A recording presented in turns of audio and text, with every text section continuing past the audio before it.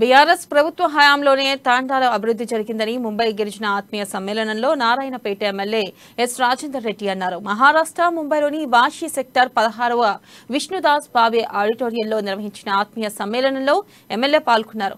ఇక ఏడాదిన్నర కాలంలో పాలమూరు రంగారెడ్డి పూర్తి చేసి రైతుల కాళ్లు కడుగుతామన్నారు. ఇక 3146 తాండాలను గ్రామ పంచాయతీలుగా చేసిన ఘనత కేసీఆర్కే దక్కిందన్నారు.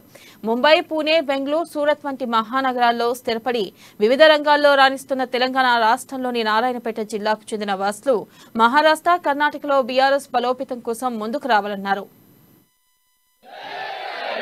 రెసిడెన్షియల్ స్కూల్స్ గురుకులాలు 298 గిరిజన స్కూల్స్ ఇలా పెట్టాం. మనం ఒక్కొక్క స్టూడెంట్ మీద దాదాపు 1,25,000 ప్రతి సంవత్సరం మన ప్రభుత్వం ఖర్చు పెడుతుంది.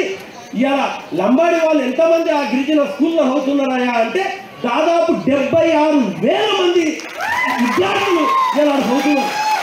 ఆ స్కూల్లోకి వచ్చిన వాళ్ళకు ఎంతో మందికి ఎంబీబీఎస్ సీట్లు దొరికినాయి, ఇంజనీరింగ్ సీట్లు దొరికినాయి, ఐఐటీల సీట్లు దొరికినాయి, ఎన్ఐటీల సీట్లు దొరికినాయి. ఎవరైతే బయటికి పోయి చదువుతామంటే వాళ్ళ